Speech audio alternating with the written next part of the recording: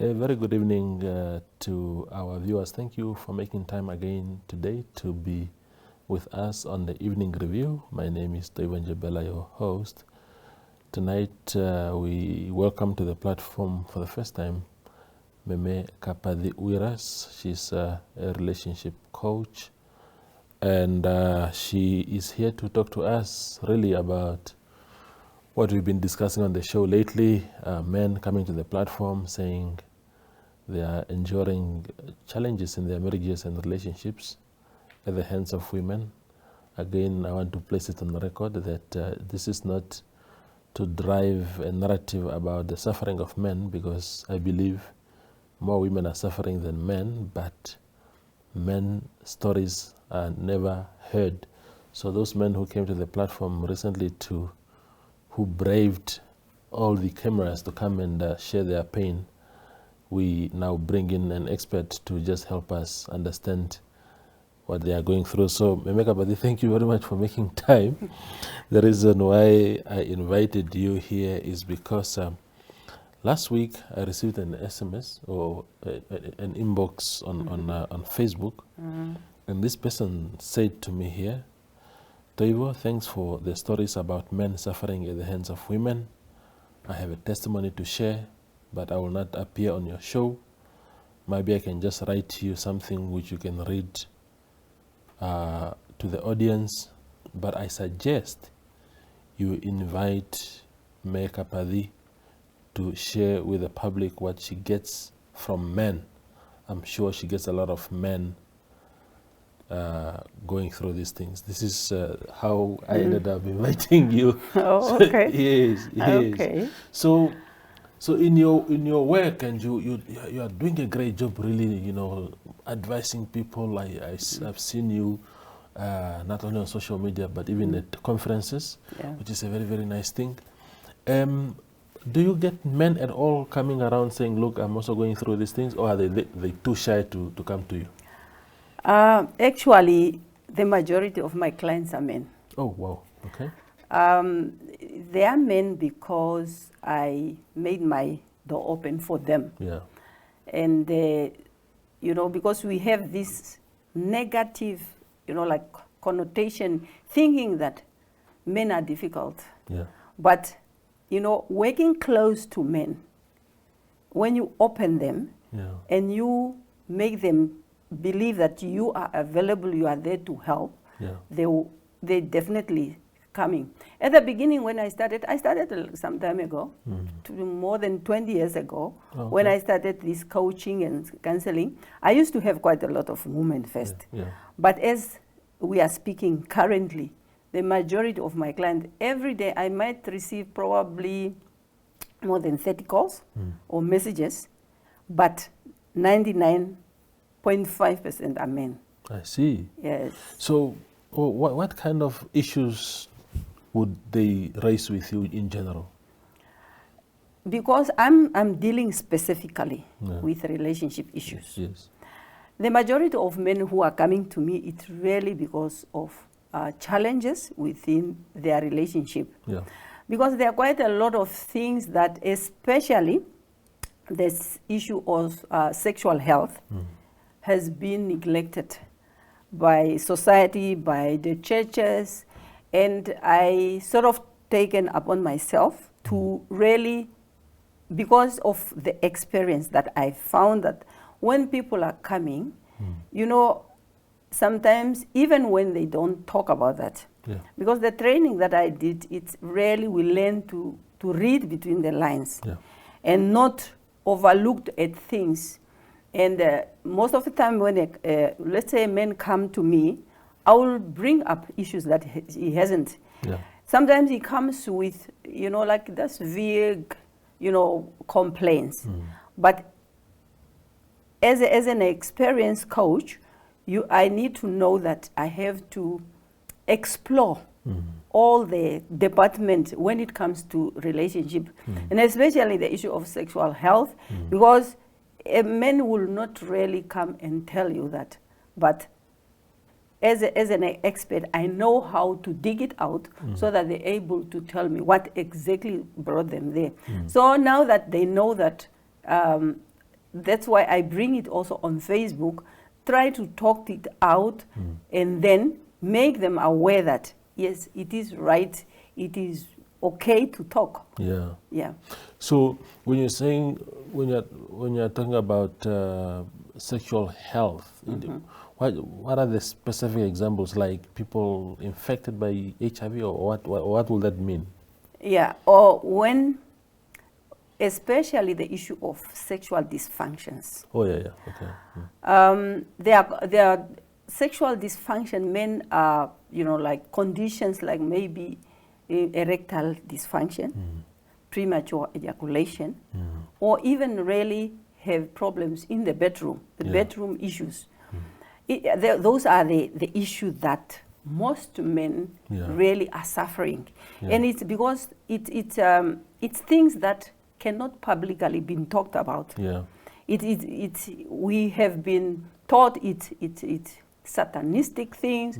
We have been taught that it's things that cannot publicly be talked about.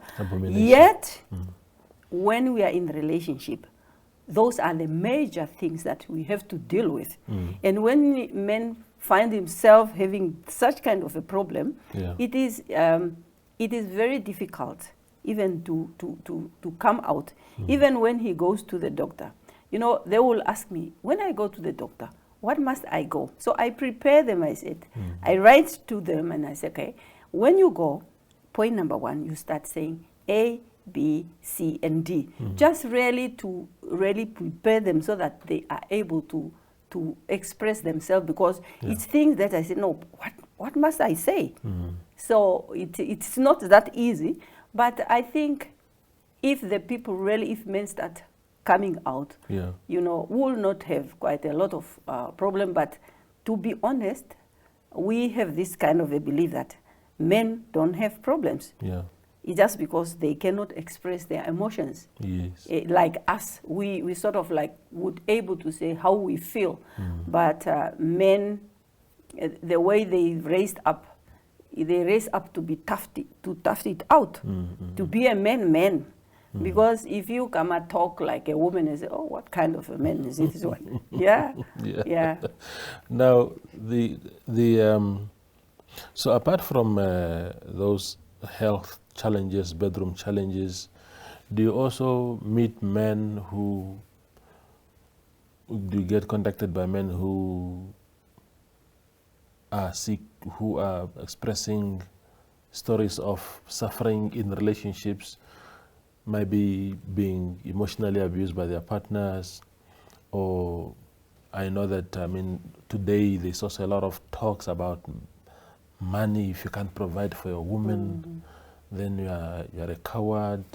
You get disrespected and even dumped perhaps, or divorced. Do you come across those kind of cases? Of course, I come across all those.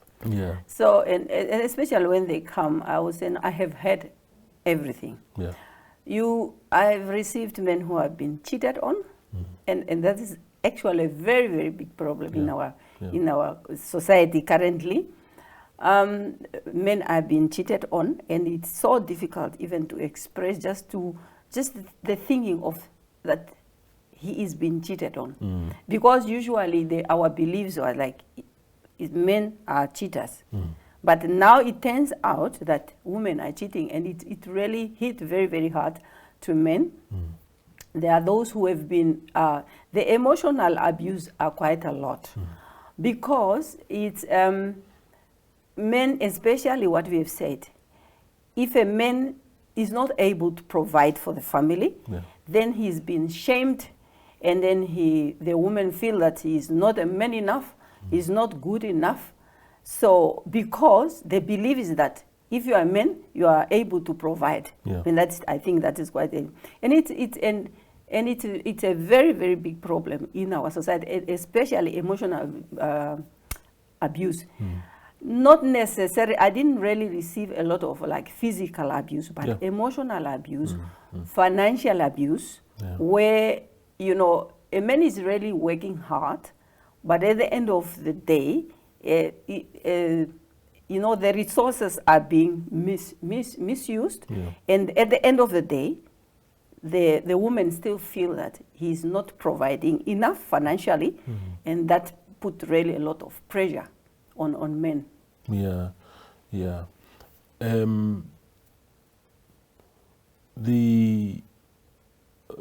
How must we deal with issues of money? Because money is not something that is always in our control. Sometimes you rely on your salary, and that is all that you earn. You do not dictate your salary. Your employer has decided that. Then you come home, then you get punished because you earn little money, or you get shamed, or just emotionally abused by your partner because they think you are a coward man who brings very little home. I mean, how must we deal with that? Because I suppose it must be a common thing right now. Yeah, I think it's the issue. I think the problem, what I've picked up in our societies are, lack of communication. Yeah. Communication is a very big issue, but yet we really don't know how to communicate. Yeah.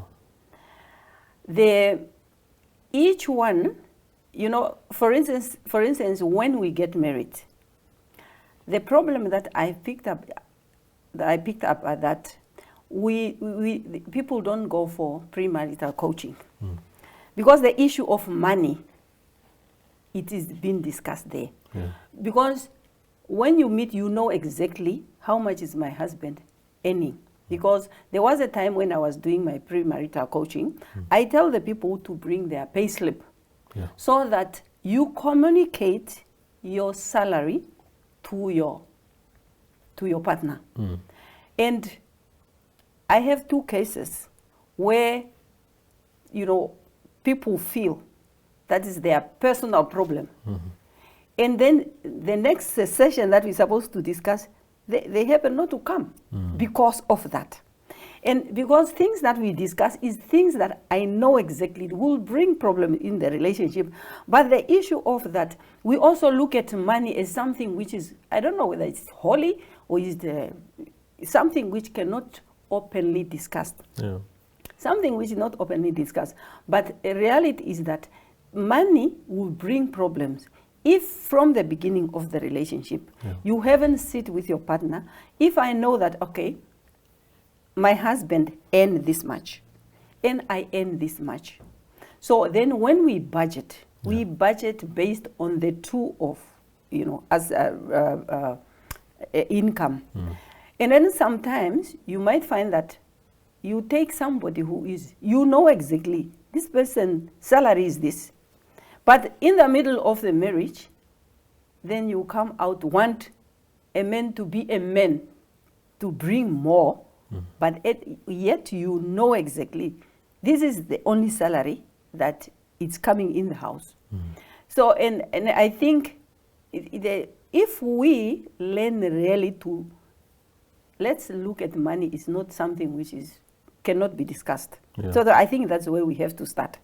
So especially those who are getting into marriage, even you guys who have been there, I think one can learn to sit with your partner and say, this is our salary.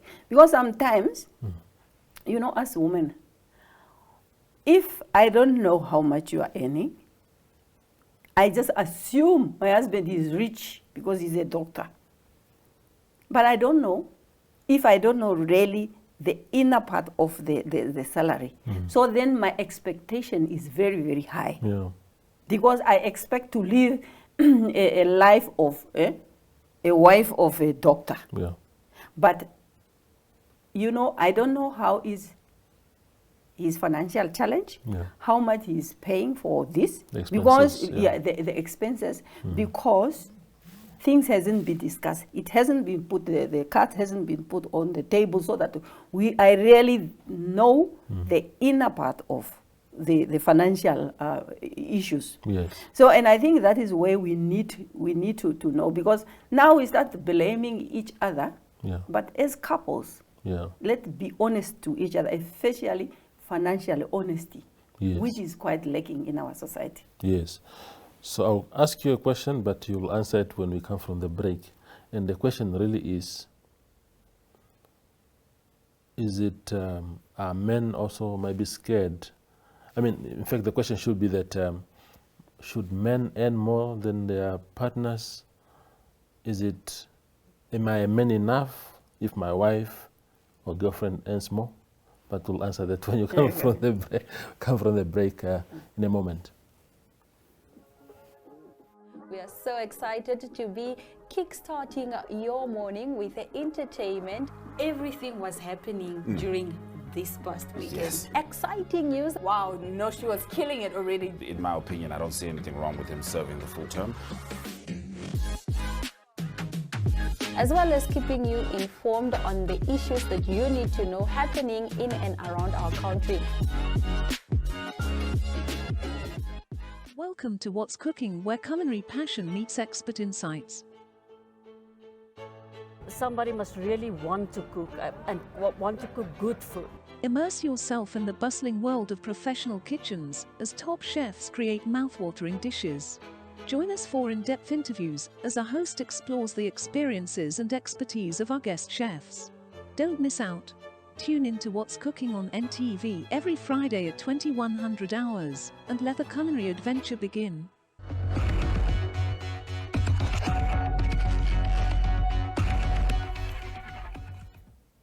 The conversation with Meme Kapadhi Uiras continues. So, should a man be the one earning more? I think I wouldn't want to say a man should earn more. Yeah. But as you look at, I like to look at the current situation because, you know, our childhood, when we grew up, it was our fathers who's been to work. Yes. And there is actually a situation where I've realized I had some kind of money blocks. Let me just give you an example. I had money blocks where, you know, I have that kind of fear of really working, going out and work. Then when I went through my therapy, I did what we call rapid transformational therapy. But during that, I went through now to look at my money blocks. What is actually blocking me so that I can earn more?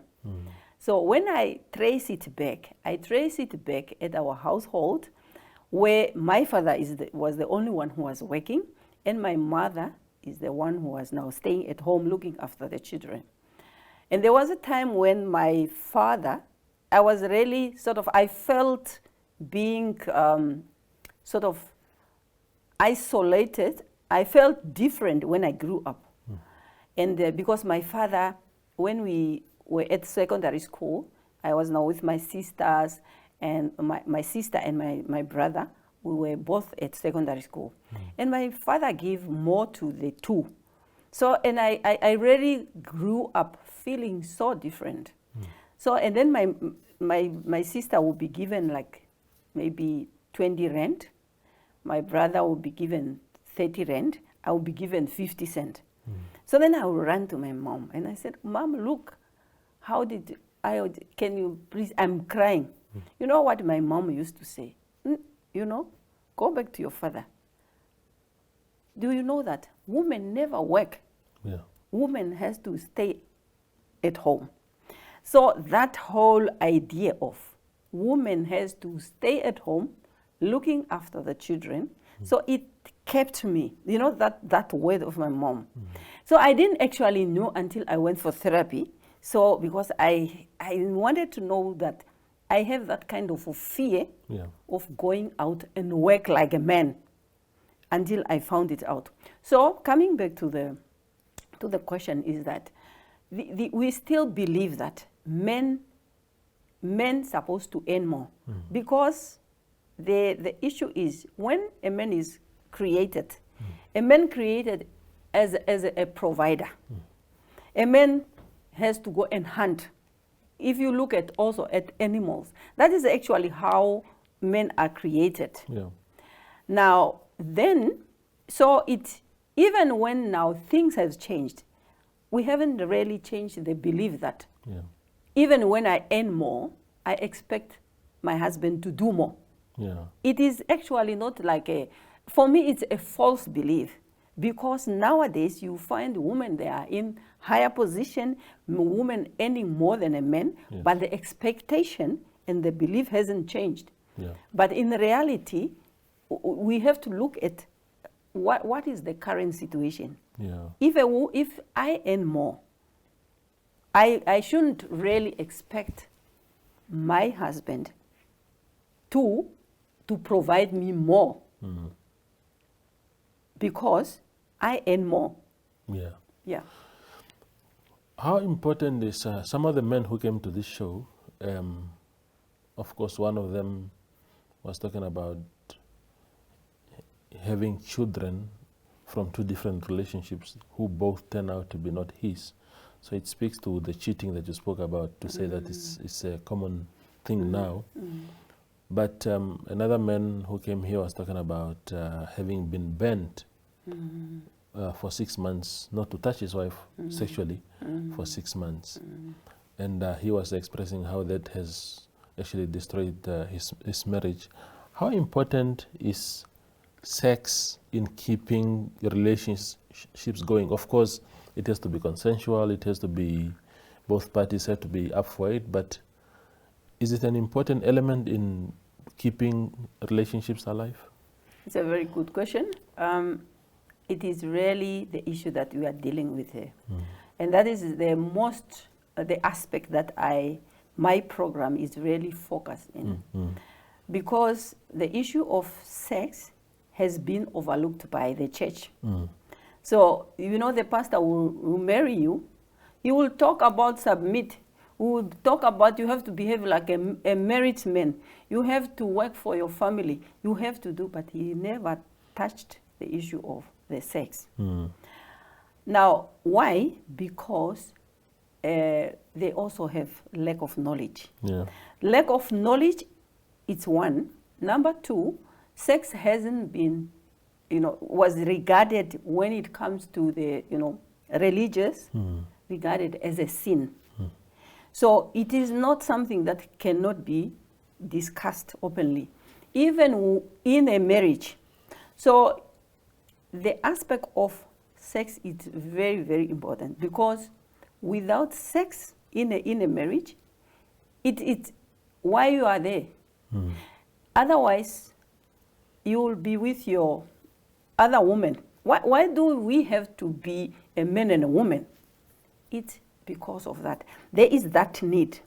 The need of sexual fulfillment is very important, because it is the one that bonds you together. Yeah. It is the one that really brings your soul together. It brings your body, your soul together to become husband and wife. Now, it is now that because we look at it as some kind of satanistic thing, and also people look at it as it has to be you have to give consent to whatever. But the issue is to say, when you get married, each one you have an emotional need. Sexual need is one of them. There are also others like intimacy, financial financial needs, domestic needs. There's quite a lot of needs that you have. It's just because men and women have different. But when, like for instance, sexual need is the number one need of a man. So in my teaching, I always said, you are not giving what you want. You give what your partner need. Yeah. If it's because sexual need is not my need, I have to learn to give it to my husband, because that is his number one need. Yeah. And my husband has to learn to give me what is my need. My need is honesty. Honesty and openness. So I expect my husband to be open and honest, because that's my dad need. Yeah. So if we learn to understand that part, that you are not there to fulfill your own need. So meeting each other halfway, basically. not halfway, you give 100%. You are not halfway. Yeah. You give what your partner needs, yes. and your partner gives you what you need. If we have that, and that is what my program is teaching people to say, if I do couple coaching, is to really teach them what is that you want, what is it that you need in this relationship. Then each one you say, this is my need. I say, no, just take two. Yeah. And you learn to fulfill your partner or your husband's need. Then we will have happiness. Yeah. Now, because we think that, no, because you didn't do ABC for me, I will also deprive you. Yeah. You are not allowed to touch. Who put that rule? So it's egos now in a marriage. That is the ego in a marriage. And the fact that we are not really learned to say to seek for help. Because when there is also this belief that if you go for like marital coaching, maybe you are mad, maybe you are weak, and it's those problems. Why do we have to wash our linen outside the bedroom? Yeah. Because things supposed not to be talked about. But you know, when they say women talk, because when you have a problem, until you talk it out, there's no other way. It will disappear. It will not disappear until you talk it out. Otherwise, it will terrorize you. Absolutely. For the rest of your life. Your marriage, yeah, absolutely. Meme Kapadhi, thank you very much for making time. Thank you so much. I hope you'll be coming more to the platform, because a lot of things will come up. There are events that happen in our country, and in that moment we want to discuss those particular issues, and I think your expertise will come in handy for us. Thank you so much. Yeah, wonderful. Thank you for having me. Yeah, so that is Meme Kapadhi Uiras. She is a relationship coach, just filling us in on what needs to be done to keep intimate relationships going. Thank you for watching.